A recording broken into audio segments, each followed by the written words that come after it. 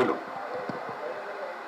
ఎందుకంటే ఆయన కో డైరెక్టర్గా ఉన్నప్పటి నుంచి నాకు బాగా పరిచయం. అప్పటికిప్పటికీ ఆయనలో ఏమీ మార్పు లేదండి.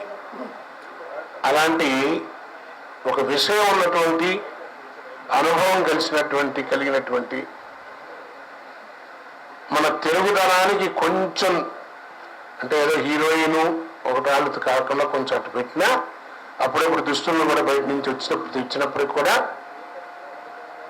తెలుగుదనాన్ని కాస్త 90%, 90% తెలుగుదనానికి దూరం కాకుండా చక్కని తెలుగు సినిమాని తెలుగు ప్రేక్షకులకి ఒక సందేశాత్మకంగా ఉండేటువంటి ఒక ఫ్యామిలీ డ్రామాని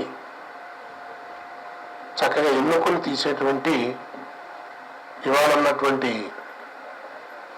మంచి టాలెంటెడ్ అయినటువంటి యువ దర్శకుల్లో అగ్రగణ్యుడు వి వినాయక్ గారు. కాబట్టి ఆయన తీసిన 9 సినిమాలకి మంచి పేరు వచ్చింది. దర్శకుడిగా ఆయనకున్నటువంటి స్థానం ఆయనకుంది. అలాంటి మంచి అవసరం ఇండస్ట్రీకి మీరు ఏ డిపార్ట్మెంట్లో తీసుకున్నానండి 2 క్యాడర్లు ఉంటాయి, 3వ క్యాడర్ ఉండదు. చిత్ర పరిశ్రమ మనకు అవసరం అనుకునే వాళ్ళు 190 మంది ఉంటారు, ఇంక్లూడింగ్ మీ.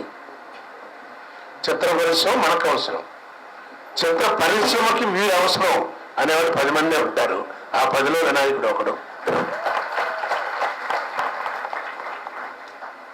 కాబట్టి ఆ విఘ్నేశ్వరుడు పేరు పెట్టుకున్నందుకు గాను చక్కటి పర్సనాలిటీ.